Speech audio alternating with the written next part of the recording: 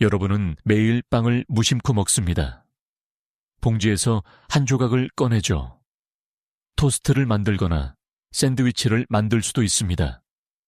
한 조각을 떼어 수프에 찍어 먹을 수도 있습니다. 초밖에 걸리지 않습니다. 어디서 왔는지 생각하지 않습니다. 누가 만들었는지 생각하지 않습니다. 그것이 무엇을 의미하는지 생각하지 않습니다.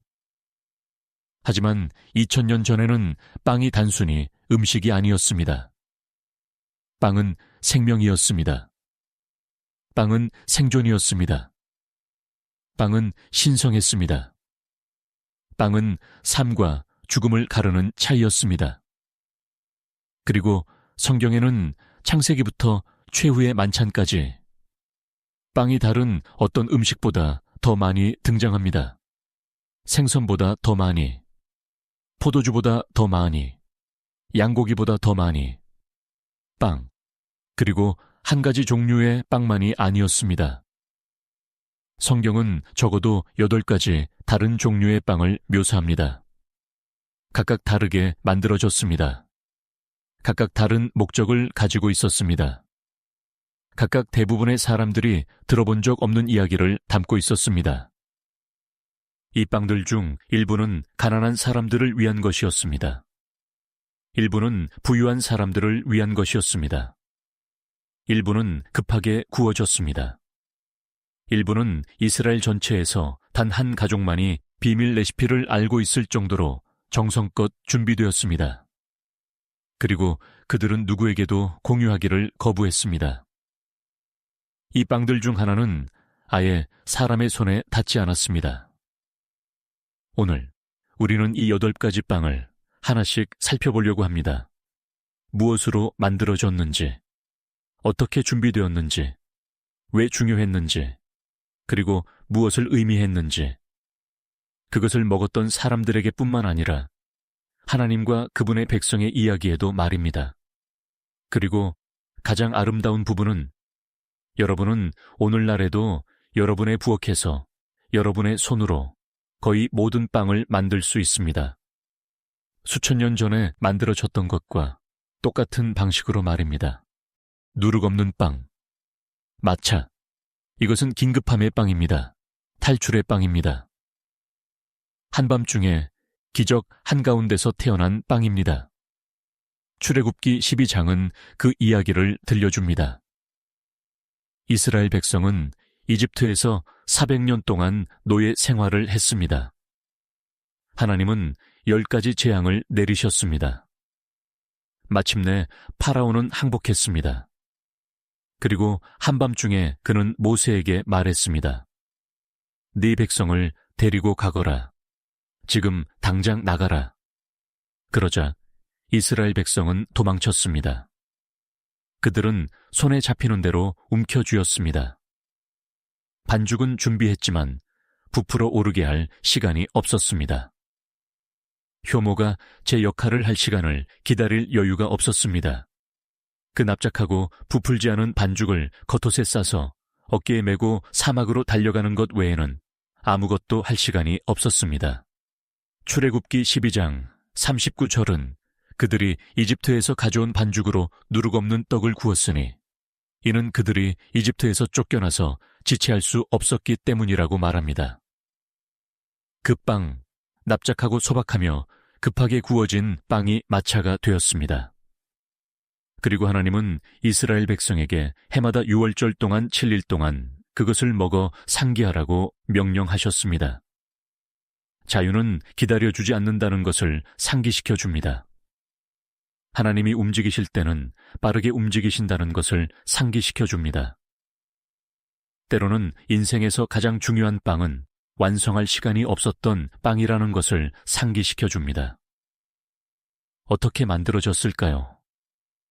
재료는 거의 놀랄 만큼 간단합니다. 밀가루와 물, 그게 다입니다.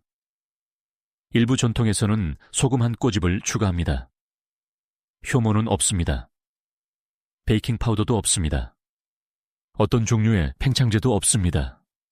고대에는 여인이 밀가루, 또는 가족이 가난하면 보리가루를 점토 그릇에 물과 섞었습니다. 그녀는 손으로 빠르게 반죽하여 반죽이 하나로 뭉쳐질 정도로만 작업했습니다. 그런 다음 납작한 돌이나 나무 조각 위에 아주 얇게, 아마도 0.5cm 정도로 납작하게 만들었습니다. 그리고 중요한 부분이 있습니다.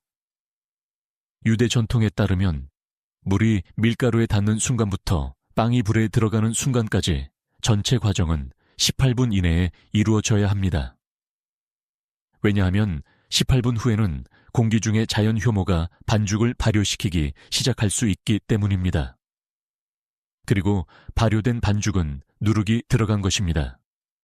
그리고 누룩이 들어간 빵은 마차가 아닙니다. 18분, 그것이 여러분에게 주어진 전부입니다. 빵은 불 위에 뜨거운 돌 위에서 굽거나 타분이라고 불리는 점토 오븐의 안쪽 벽에 눌러 구웠습니다. 몇 분 안에 약간 부풀어 오르고 갈색 반점이 생기며 완성되었습니다. 납작하고 겉은 바삭합니다. 속은 약간 쫄깃합니다. 소박하고 순수합니다. 아무것도 첨가되지 않았습니다. 아무것도 숨겨지지 않았습니다. 성경에서 누룩은 종종 죄를 상징합니다. 부풀어 오르게 하는 것, 보이지 않게 퍼지는 것, 닿는 것의 본질을 변화시키는 것. 그렇다면 누룩 없는 빵은 죄 없는 빵입니다. 순결의 빵입니다. 진리의 빵입니다. 그래서 최후의 만찬에서 예수님께서 제자들과 빵을 떼실 때 그것은 누룩 없는 빵이었습니다. 유월절이었으니까요. 그분은 순결의 빵, 탈출의 빵, 자유의 빵을 들고 말씀하셨습니다. 이것은 너희를 위하여 찢기는 내 몸이니라. 오늘날 여러분의 레시피, 밀가루 2컵, 찬물 1컵, 소금 반 티스푼. 섞으세요. 2분간 반죽하세요. 얇게 밀으세요. 뜨거운 프라이팬에 굽세요. 한쪽 면당 2분. 그게 다입니다. 여러분은 방금 이스라엘 백성이 이집트에서 가지고 나온 것과 똑같은 빵을 만들었습니다. 누룩 있는 빵, 일상의 빵. 이제 사람들이 매일 실제로 먹었던 빵에 대해 이야기해 봅시다. 마차가 특별한 경우, 유월절, 긴급함, 의식의 빵이었다면 누룩 있는 빵은 정상적인 삶의 빵이었습니다. 저녁 식탁에 놓인 빵, 여러분이 찢어서 가족과 함께 나누어 먹던 빵, 지구상의 모든 인간이 알아보는 따뜻하고 효모향 가득한 냄새로 집을 채웠던 빵입니다. 레위기 7장 13절은 누룩 있는 빵을 감사 제물의 일부로 언급합니다. 레위기 23장 17절은 오순절, 즉 77절에 2개의 누룩 있는 빵을 예물로 바치라고 명령합니다. 이것은 누룩 있는 빵이 하나님께 제물로 허용된 유일한 경우 중 하나입니다. 다른 모든 빵 제물은 누룩이 없어야 했습니다. 하지만 추수를 기념하는 77절에 하나님은 말씀하셨습니다. 너희가 실제로 먹는 빵을 내게 가져오라. 진짜 빵, 일상의 빵. 어떻게 만들어졌을까요? 과정은 전날 밤에 시작되었습니다. 여인은 이전 반죽에서 작은 조각을 남겨두었습니다. 이미 발효가 시작된 조각이었습니다. 이것이 그녀의 사워도우 스타터였습니다. 물론 그녀는 그것을 그렇게 부르지 않았을 것입니다. 그녀는 그것을 히브리어로 누룩을 의미하는 서르서르라고 불렀을 것입니다. 그녀는 신선한 밀가루, 가족이 감당할 수 있다면 보통 밀, 그렇지 않다면 보리를 물과 소금한 꼬집과 섞었습니다. 그런 다음 그 오래된 반죽 조각을 섞어 넣었습니다. 오래된 반죽 속에 야생 효모와 박테리아가 새 반죽을 발효시키기 시작하여 빵이 부풀어 오르게 하는 가스를 생성했습니다. 그녀는 돌 표면에서 반죽을 여러 번 접고 손바닥으로 누르며 반죽했습니다. 그런 다음 천으로 덮어 따뜻한 곳에 두었습니다. 아마도 요리하는 불 옆이나 햇볕에 두었을 것입니다. 몇 시간 동안, 때로는 밤새도록, 아침이 되자 반죽은 2배로 부풀어 있었습니다. 부드럽고 통통하며 작은 거품들로 가득했습니다. 그녀는 반죽을 주먹으로 눌러 납작하게 만들고 둥근 덩어리로 모양을 잡은 다음 모든 가정의 심장이었던 도명점토 오븐인 타분에 구웠습니다. 타분은 그 안에 나무나 말린 동물 배설물을 태워 가열했습니다. 벽이 뜨거워지면 여인은 반죽을 안쪽 벽에 치거나 오븐 안에 납작한 돌 위에 놓았습니다. 빵은 몇 분 만에 구워졌습니다. 겉은 황금빛 갈색으로 변하고 약간 바삭해졌습니다. 속은 부드럽고 폭신했습니다. 이것은 예수님께서 제자들에게 오늘날 우리에게 일용할 양식을 주옵시고 라고 기도하라고 가르치실 때 말씀하시던 빵이었습니다. 화려한 빵이 아닙니다. 특별한 빵이 아닙니다. 팔레스타인의 모든 가족이 생존을 위해 의존했던 평범한 누룩 있는 일상의 빵이었습니다. 오늘날 여러분의 레시피, 밀가루 3컵, 따뜻한 물 1컵, 소금 1티스푼, 활성 건조 효모 1티스푼, 또는 사워도 스타터가 있다면 1조각. 섞으세요. 10분간 반죽하세요. 2시간 동안 부풀어 오르게 하세요. 둥근 덩어리로 모양을 잡으세요. 섭씨 200도에서 25분간 구우세요. 냄새만으로도 2000년 전으로 돌아갈 것입니다. 보리빵, 가난한 자의 빵. 이것은 가장 중요한 빵입니다. 그리고 가장 존중받지 못하는 빵입니다. 보리빵은 가난한 자의 빵이었습니다. 보통 사람들의 빵이었습니다. 목자, 노동자, 어부, 농부의 빵이었습니다. 부유했다면 밀빵을 먹었을 것입니다. 다른 모든 사람이라면, 그리고 거의 모든 사람이 다른 사람이었기 때문에 보리를 먹었습니다. 보리는 밀보다 저렴했습니다. 더 빨리 자랐습니다. 더 척박한 토양에서도 살아남았습니다. 물이 덜 필요했습니다. 생존의 곡물이었습니다. 하지만 또한 더 무겁고 더 밀도가 높고 더 어두운 빵을 만들었습니다. 덜 정제되고 덜 우아합니다. 부자들이 무시하던 그런 빵입니다. 사사기 7장 13절에서 미디안 병사가 보리빵 한 덩어리가 진영으로 굴러들어와 장막을 넘어뜨리는 꿈을 꿉니다. 그의 동료가 그 꿈을 해석합니다. 보리빵은 이스라엘 사람 기드온입니다. 겸손하고 평범한 것이 강대한 것을 파괴하는 것입니다. 꿈에서조차 보리빵은 약자를 상징했습니다. 하지만 성경 전체에서 가장 중요한 보리빵 이야기는 요한복음 6장에 있습니다. 예수님은 5,000명의 굶주린 사람들과 함께 언덕에 계십니다. 제자들은 당황하고 있고 한 소년 아이가 보리빵 5개와 작은 물고기 2마리를 가지고 앞으로 나옵니다. 밀빵이 아니라 보리빵, 가장 저렴한 빵, 가장 가난한 빵, 중요한 사람이라면 누구도 먹는 것이 목격되지 않았을 빵입니다. 그리고 예수님은 그 겸손한 보리빵을 들고 감사하며 떼어 5,000명의 사람들을 먹이셨습니다. 그분은 더 좋은 빵을 기다리지 않으셨습니다. 밀을 요구하지 않으셨습니다. 그분은 가난한 사람들이 내놓을 수 있는 것을 취하셨고 그것으로 충분하게 만드셨습니다. 어떻게 만들어졌을까요? 보리빵은 밀빵과 거의 같은 방식으로 만들어졌지만 한 가지 중요한 차이가 있었습니다. 보리에는 글루텐이 거의 없습니다. 글루텐은 밀가루 반죽을 늘어나고 탄력 있게 만드는 단백질입니다. 빵이 부풀어 오르고 모양을 유지하게 하는 것입니다. 보리에는 그것이 많지 않습니다. 그래서 보리빵은 더 밀도가 높고 더 무겁고 더 납작했습니다. 많이 부풀어 오르지 않았습니다. 여인은 안장형 맷돌에서 보리 알곡을 갈아서 큰 돌 위에서 작은 돌을 앞뒤로 밀어 곡물이 거친 밀가루가 될 때까지 갈았습니다. 보리 가루는 밀가루보다 더 거칠고 투박했습니다. 손가락 사이로 느껴질 정도였습니다. 그녀는 밀가루를 물과 소금과 섞었고 때로는 발효를 위해 약간의 오래된 반죽을 넣기도 했습니다. 하지만 발효제를 넣어도 보리빵은 많이 부풀어 오르지 않았습니다. 빵 덩어리는 둥글고 납작하며 무거웠습니다.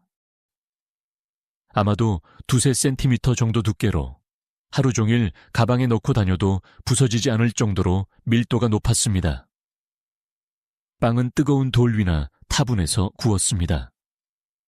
구워져 나오면 거의 갈색에 가까운 어두운 색이었고 고소하고 흙내음이 나는 맛이었습니다. 밀빵처럼 달콤하거나 가볍거나 화려하지는 않았지만 속이 든든한, 아주 든든한 빵이었습니다. 보리빵 한 덩어리는 일하는 사람이 몇 시간 동안 버틸 수 있게 했습니다. 이것이 예수님의 세상의 빵이었습니다. 이것이 그분과 함께 걷고 이야기하고 치유하고 사랑했던 대부분의 사람들이 매일 실제로 먹었던 빵이었습니다. 오늘날 여러분의 레시피, 보리가루 2컵, 대부분의 건강식품점에서 구할 수 있습니다. 따뜻한 물 1컵, 소금 반 티스푼, 효모 1티스푼. 섞은 후 부드럽게 반죽하세요. 보리 반죽은 밀보다 더 끈적거리고 탄력이 적습니다. 약 2.5cm 두께의 납작하고 둥근 원반 모양으로 만드세요. 섭씨 190도에서 20분에서 25분간 구우세요. 밀도가 높고 든든할 것입니다. 올리브 오일과 소금 한 꼬집과 함께 드세요. 그들이 먹었던 방식 그대로입니다. 밀빵, 고급빵. 보리빵이 가난한 자의 빵이었다면 밀빵은 축복받은 자의 빵이었습니다. 창세기 18장 6절에서 아브라함이 자기 장막으로 다가오는 새 나그네를 보았을 때 그는 살에게 서둘러 가서 말했습니다. 어서 가장 고운 밀가루 세스알을 가져다가 반죽하여 빵을 구워라. 가장 고운 밀가루, 보리가 아닌 밀, 가장 좋은 것을 썼습니다. 왜냐하면 이들은 중요한 손님이었고 아브라함은 아직 몰랐지만 그는 천사들을 접대하고 있었기 때문입니다. 출애굽기 29장 2절에서 하나님이 곡물 제물에 대한 지시를 주셨을 때 그분은 고운 밀가루를 지정하셨습니다. 보리가 아니라 거친 곡물이 아니라 가장 곱고 희고 가장 조심스럽게 채질한 밀가루였습니다. 밀빵은 보리빵보다 더 가볍고 더 부드럽고 더 섬세했습니다. 더 높이 부풀어 올랐습니다. 더 달콤한 맛이 났습니다. 그것은 귀한 손님에게 대접하는 빵, 축하의 빵, 풍요의 빵이었습니다. 어떻게 만들어졌을까요?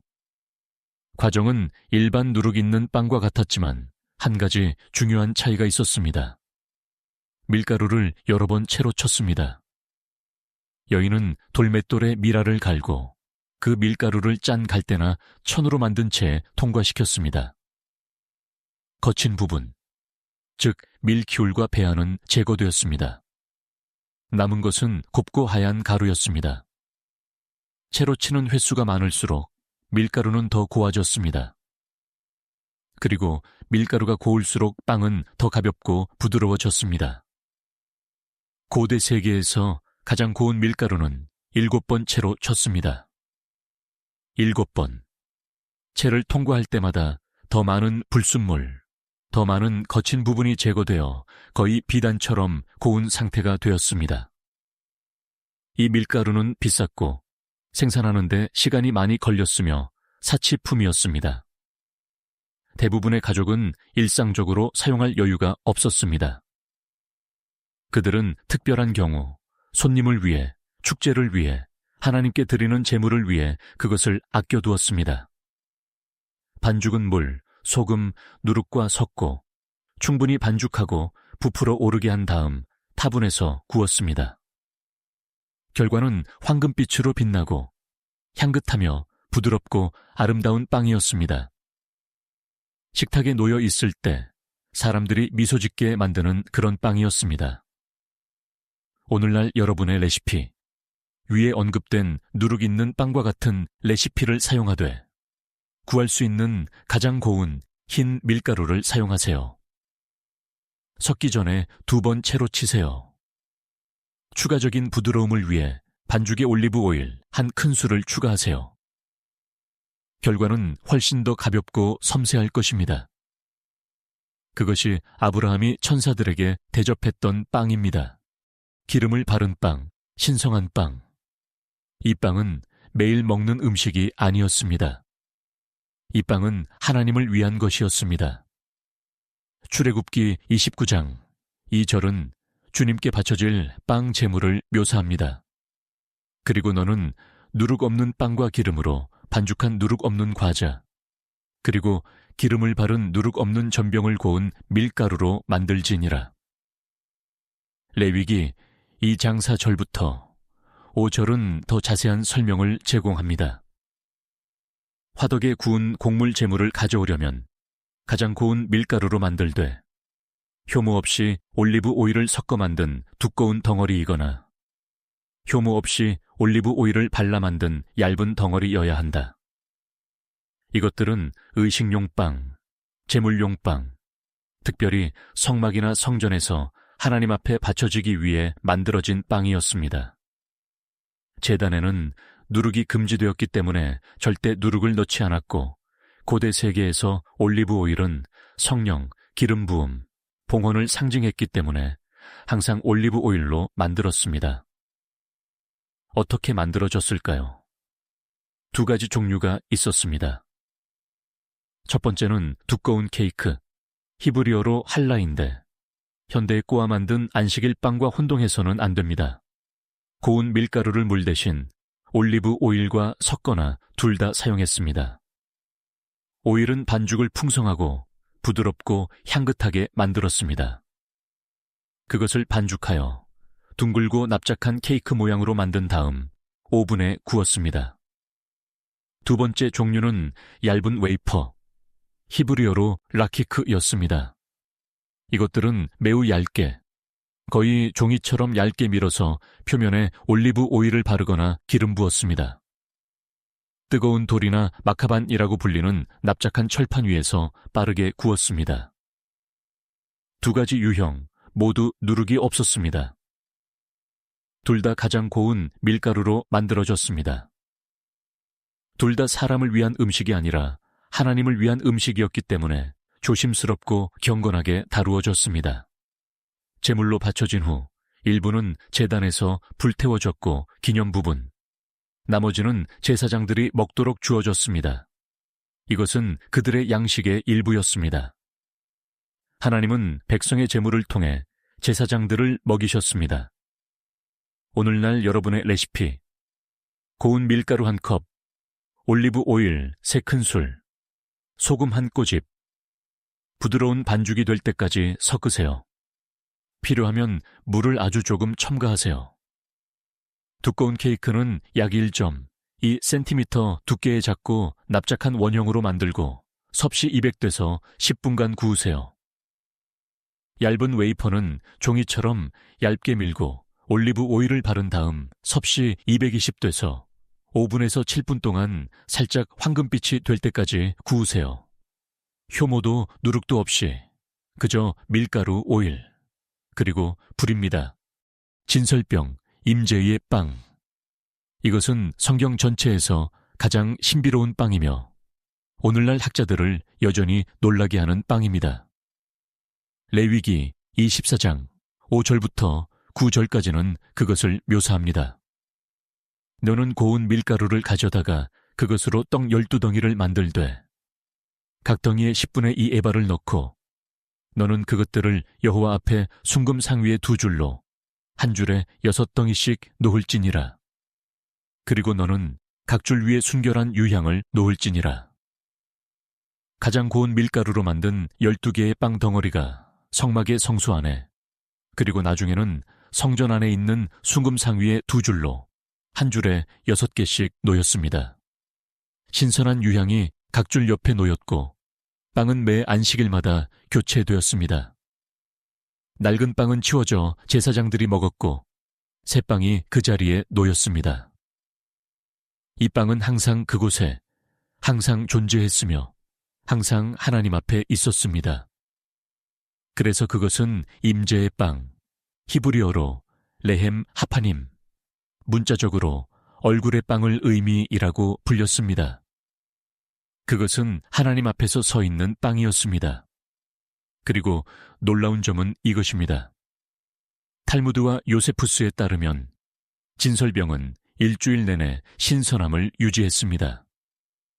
낡거나 곰팡이가 피거나 마르지 않았습니다.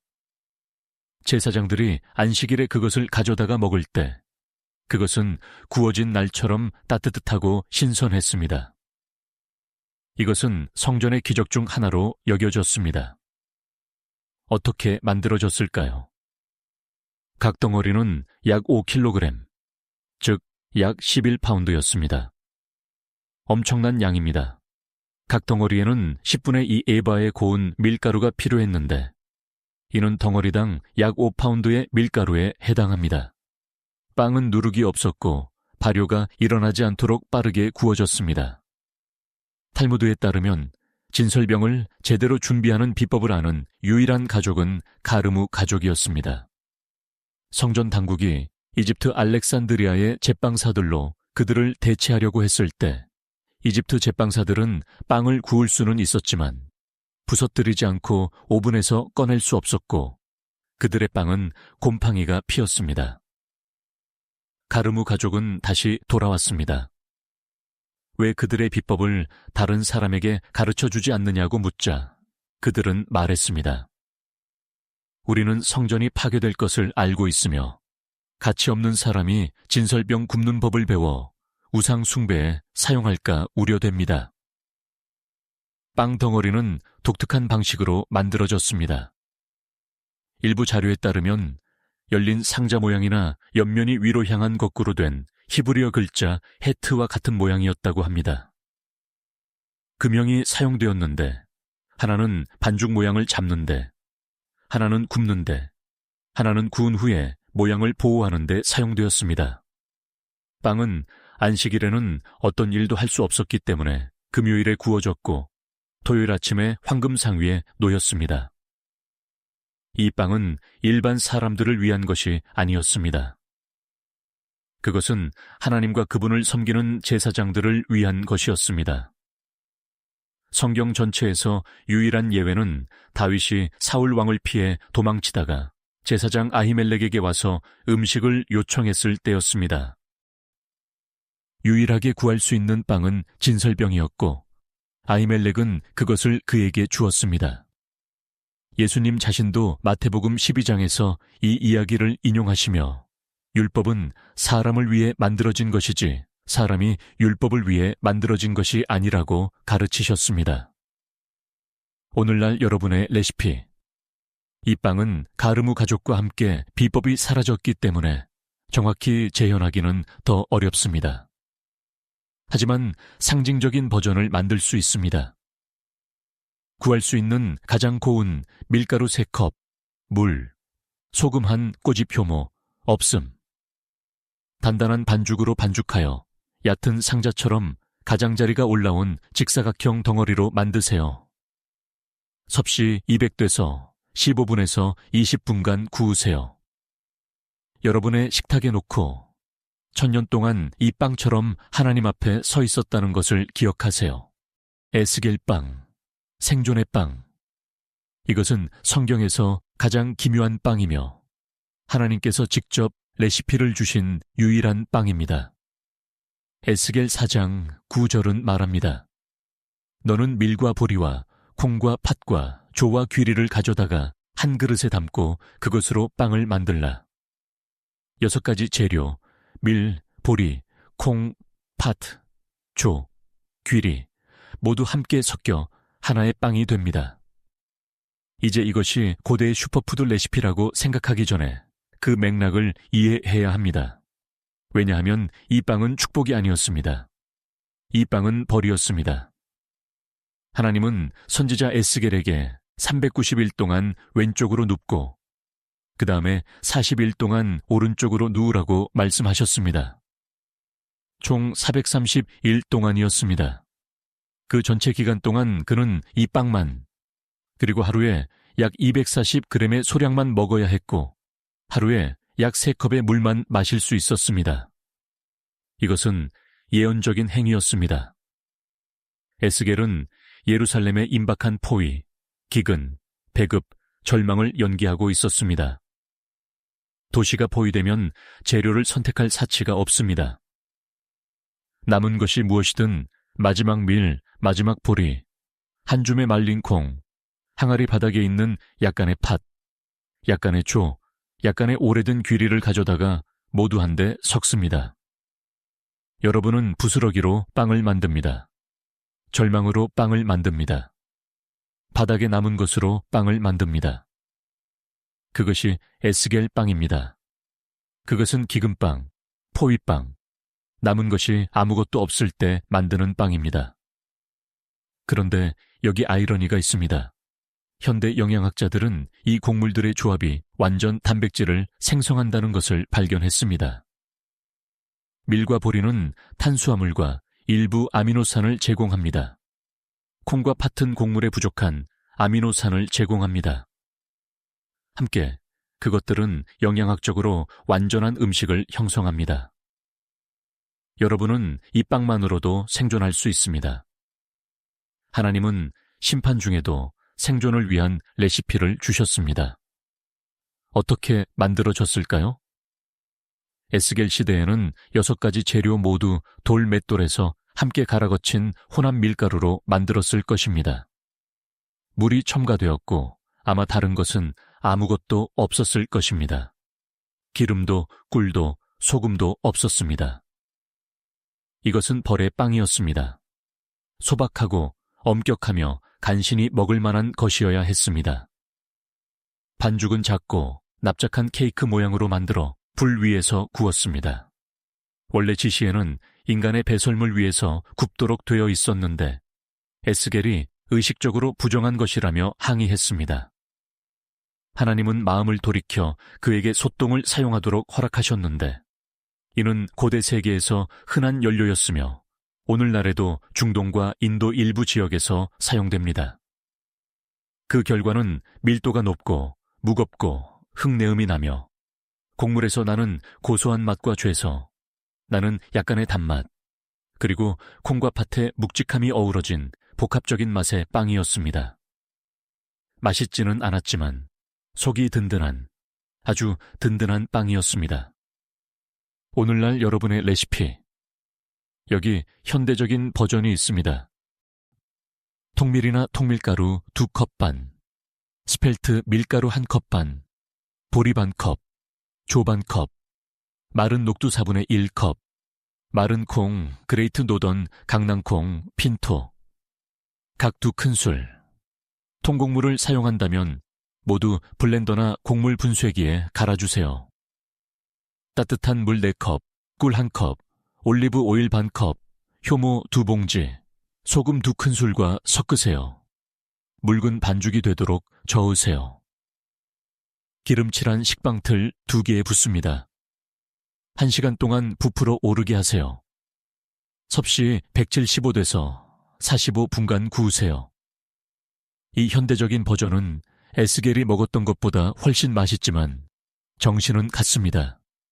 가진 모든 것으로 만든 빵, 생존을 위한 빵입니다. 만나, 하늘에서 온 빵. 이제 마지막 빵, 어떤 인간도 만들지 못했고 어떤 레시피로도 재현할 수 없으며 하나님의 손에서 직접 온 빵에 이르게 됩니다. 출애굽기 16장 31절은 그것을 묘사합니다. 이스라엘 백성은 그 빵을 만나라고 불렀습니다. 그것은 고수 씨앗처럼 희곡꿀 섞은 과자 같았습니다. 시편 78장 25절은 그것을 천사의 빵이라고 부릅니다. 이스라엘 백성이 이집트를 떠난 후 그들은 사막을 헤매었고 굶주렸습니다. 그들에게는 농장도, 오븐도, 곡물도, 밀가루도 아무것도 없었습니다. 그들은 모세에게 불평했습니다. 당신이 우리를 여기까지 데려와 굶어 죽게 하는구나. 그러자 하나님이 대답하셨습니다. 매일 아침 이슬이 땅에서 거칠 때 그것이 있었습니다. 사막 바닥을 덮은 얇고 부서지기 쉬운 물질, 하얗고 섬세하며 서리 같고 작은 씨앗 같았습니다. 이스라엘 백성은 그것을 보고 만후라고 말했습니다. 히브리어로 이것이 무엇이냐는 뜻입니다. 그리고 그것이 그 이름 만나가 되었습니다. 무엇이냐? 그들은 매일 아침 그것을 거두었습니다. 각 사람은 약 2쿼트, 즉 5매를 모았습니다. 그들은 그것을 맷돌에 갈거나 절구에 빻거나 냄비에 삶거나 케이크로 만들 수 있었습니다. 그것은 꿀 섞은 과자 맛이 났고 또는 민수기 11장 8절에 따르면 신선한 기름으로 만든 것 같았다고 합니다. 달콤하고 풍부하며 섬세했습니다. 하지만 여기 기적 속에 기적이 있습니다. 만나를 밤새 보관하려고 하면, 쌓아두면 하나님이 내일 더 보내주실 것이라고 믿지 않으면 그것은 썩었습니다. 벌레가 생겼습니다. 악취가 났습니다. 저장할 수 없었습니다. 비축할 수 없었습니다. 매일매일 내일의 빵을 위해 하나님을 신뢰해야 했습니다. 유일한 예외는 금요일이었습니다. 금요일에는 2배의 양을 모을 수 있었습니다. 왜냐하면 안식일에는 만나가 내리지 않았고 금요일 만나는 썩지 않았기 때문입니다. 토요일까지 신선하게 유지되었습니다. 하나님은 안식일의 안식을 위해 공급하셨습니다. 40년 동안 이스라엘 백성이 사막을 방황하던 전체 기간 동안 만나가 매일 아침 하늘에서 내렸습니다. 40년 동안. 그러다가 그들이 약속의 땅에 건너가 가나안의 소출을 처음 먹는 순간 만나는 그쳤습니다. 다시는 보이지 않았습니다. 예수님은 요한복음 6장 32절부터 35절까지에서 만나를 직접 언급하셨습니다. 하늘에서 내려온 빵을 너희에게 준 것은 모세가 아니요 하늘에서 참된 빵을 너희에게 주시는 이는 내 아버지시니라. 하나님의 빵은 하늘에서 내려와 세상에 생명을 주는 것이니라. 나는 생명의 빵이니라. 만나는 그림자였고 미리 보기였고 더 위대한 것의 맛보기였습니다. 하늘에서 온 진짜 빵은 사막 바닥에 있는 부서지기 쉬운 물질이 아니었습니다. 그들 가운데 걷고 그들과 함께 빵을 떼며 그들을 위해 자신의 몸을 내어주던 한 분이셨습니다. 오늘날 여러분의 레시피. 만나는 만들 수 없습니다. 아무도 만들 수 없습니다. 그것은 선물이었고 기적이었으며 하나님이 공급하신다는 매일의 상기였습니다. 하지만 그 묘사를 기리는 무언가를 만들 수 있습니다. 고운 밀가루 1컵, 꿀 2큰술, 올리브 오일 2큰술, 소금 1꼬집을 준비하세요. 부드러운 반죽이 될 때까지 섞고 얇게 밀어 작게 둥글게 자르세요. 섭씨 190도에서 8분에서 10분 동안 살짝 황금빛이 될 때까지 구우세요. 달콤하고 섬세하며 바삭한 웨이퍼가 될 것입니다. 인간의 손으로 천사의 빵에 가장 가깝게 만들 수 있는 것입니다. 이제 뒤로 물러서서 이 8가지 빵을 모두 함께 살펴보세요. 8가지 빵, 8가지 이야기. 빵이 가게에서 비닐봉지에 담겨 파는 것이 아니었던 세상으로 향하는 8개의 창문입니다. 빵은 하나님이 주신 무엇이든 가지고 매일 손으로 만드는 것이었습니다. 그것은 물리화된 기도였고 먹을 수 있는 믿음이었으며 잡고 떼고 나눌 수 있는 사랑이었습니다. 그리고 이 모든 빵은 같은 한 분을 가리킵니다. 예수님은 말씀하셨습니다. 나는 생명의 빵이니 내게 오는 자는 결코 줄이지 아니할 것이요. 그분은 순수하고 죄 없는 누룩 없는 빵이십니다. 그분은 매일 아침마다 존재하며 매일 신실하신 일용할 양식이십니다. 그분은 겸손하고 흔하며 모두에게 충분한 보리빵이십니다. 그분은 귀한 손님에게 바쳐지는 가장 고운 밀빵이십니다. 그분은 기름을 바르고 성별되고 구별된 빵이십니다. 그분은 항상 하나님 앞에 존재하는 진설명이십니다. 그분은 가장 힘든 시기에도 우리를 지탱하는 에스겔 빵이십니다. 그분은 세상에 생명을 주는 하늘에서 온 빵 만나이십니다. 성경의 모든 빵은 항상 그분을 가리키고 있었습니다. 이 이야기가 여러분의 식탁에 놓인 빵과 모든 것에 의미를 부여하는 생명의 빵을 보는 방식을 바꾸어 놓았다면 저희 채널을 구독하고 이 영상에 좋아요를 눌러주세요. 우리는 그들이 묻으려 했던 역사를 밝혀내고 있습니다. 함께 미래의 씨앗을 심읍시다. 과거의 다음 보물은 곧 공개될 것입니다.